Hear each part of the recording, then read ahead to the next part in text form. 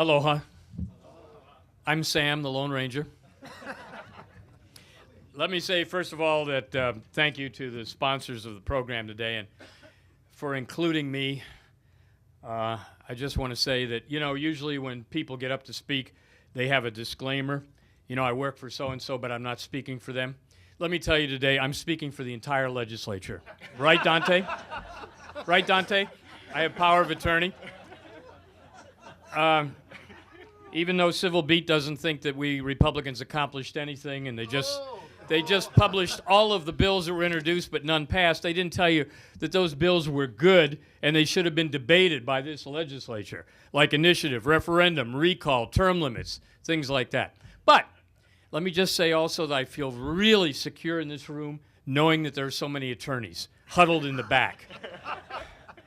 And of course, one of the bills that we didn't pass this year, the liabilities that the state owes, that you attorneys work so hard in getting. We didn't pass that bill. It's the first time.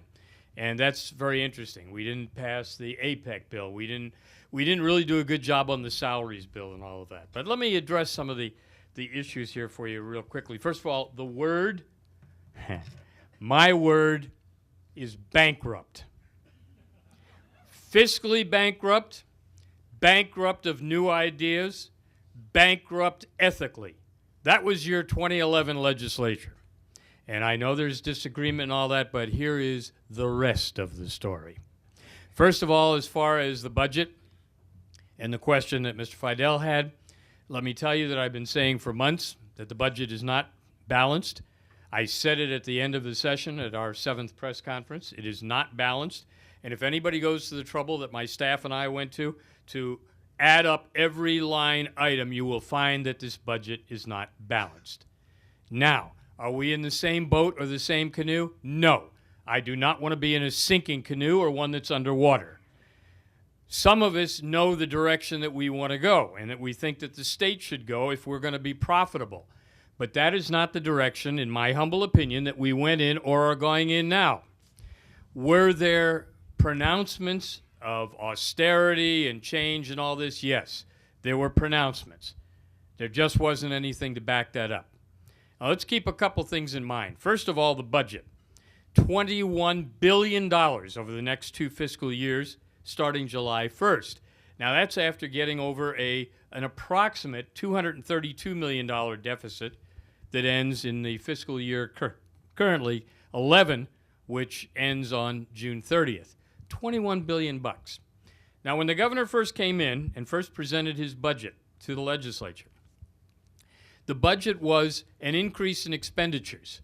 Now, the governor explained that and his staff as restoration of those terrible cuts and withheld expenditures by that last administration. By the way, I thought for a while I was in a time warp because in bills and testimony, people were still blaming the Lingle administration for their shortfalls. But let's just remember this. There was an increase from the Lingle budget, the last budget, of approximately $800 to $900 million. And what the legislature cut and slashed and tore apart was the difference between the Lingle budget and the increases. The legislature, the majority House and Senate, did not go to the core of major programs and major departments. My office did produce an alternative budget, which we published, which we talked about, which we put online, which cut $4 billion out of the budget. Because here's my feeling. If you don't change direction, it doesn't matter what kind of boat or canoe you have. If you're trying to sail one way and you're sailing the wrong way, you're not going to get there.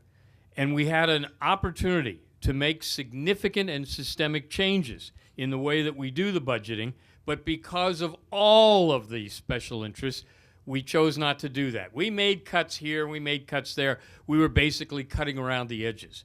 We weren't making any significant cuts to programs or to those ideas and benefits that, yes, it's true, a lot of people demand, but we really don't need because they're outside of core functions of the state government. And let me say this.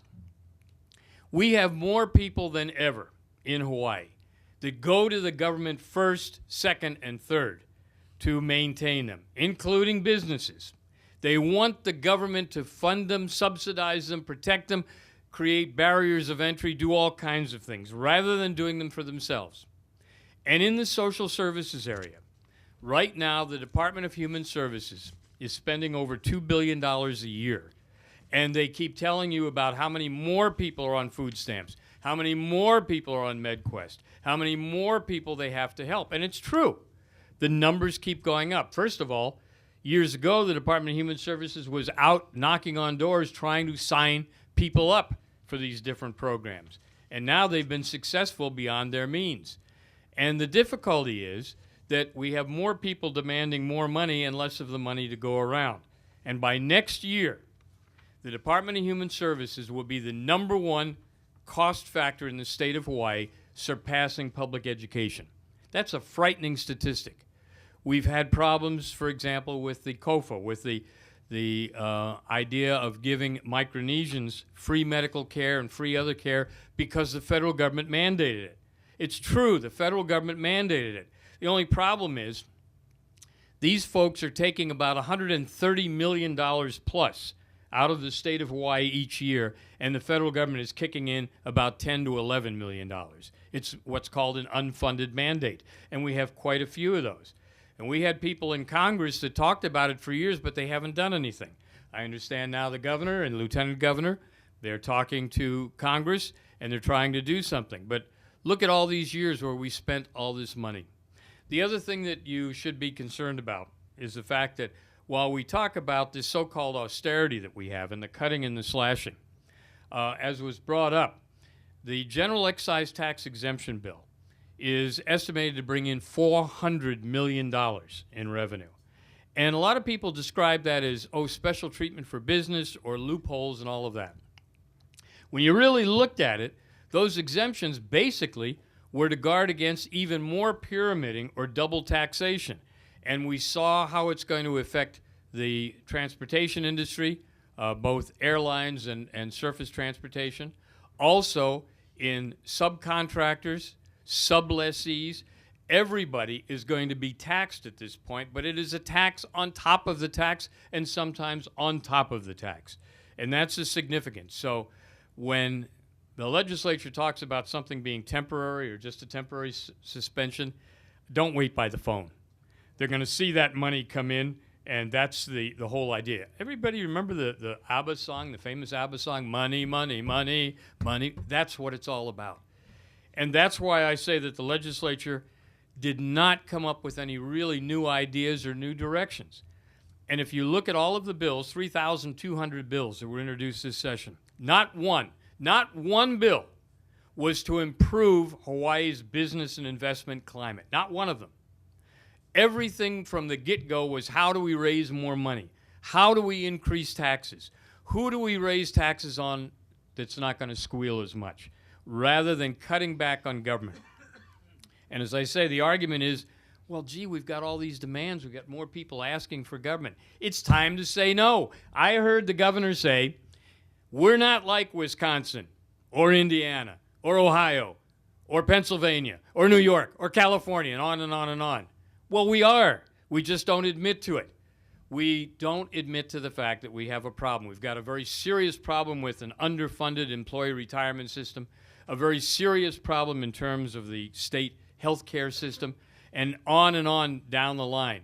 And as I said, if you looked at an individual or a company and looked at the balance sheet, where the money's coming from, you would say that person should be in bankruptcy or has got to be in bankruptcy because they don't have any additional source of revenue. What I've advocated, and many people have advocated over the years, is increase the business sustainability in this community. Increase those people that want to do business in our town. But you don't do that by adding more taxes, by redistributing the income tax burden or tax burden, and you don't do it by putting more regulations and more prohibitions. And yet those were the things that we concentrated on. Now, if you really want to know, the most important thing down the legislature this year was animal bills. We had more animal bills, and if you ever want to get people to come out to a hearing, talk about the animals. We had every possible animal that there was, including my native Hawaiian hoary bat bill, which I'm still fighting for next year. That bat will be back. It's the only true native Hawaiian mammal. We had everything for animals. We had hundreds and thousands of emails about animal bills. Next, of course, something I'm very disappointed we didn't do, marijuana and compassion centers, because I think a lot of the legislators seem to be on stuff now, but we should have done that. Then we went into prostitution. We spent a lot of time on prostitution and gambling. What we didn't do was spend time on making it better for our citizens. And I got to say something about the red-shirted AARP guys and gals. You know, for the last couple of years, people have gotten more and more disappointed with us. Can you imagine that? Disappointed with the legislature? Thinking that we're only there to take care of ourselves? We're there to take care of the keiki. That's why we raise our salaries and we take care of ourselves. For the keiki. It's all for the future. But a lot of them became, disengaged, and they said, you can't fight City Hall. You can't do anything down in the Capitol. Thank God for the AARP. Thank God for the committees to fight the soda tax and the liquor tax and all of those things and pointing out what it would do to jobs and to do to business here.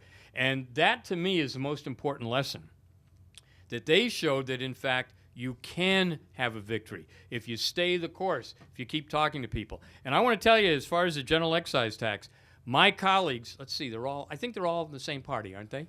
Dante, explain this to me. I'm the only one down there. I'm sitting on 15 committees. I'm sitting in a committee to vote, and somebody comes by and says, oh, Senator Slom, can you come to our committee? We need you for a quorum. What are you Democrats doing? Where are you, Dante? I give the governor a lot of credit for being visible. He did a terrific job on the appointment of the Board of Education. They're outstanding people.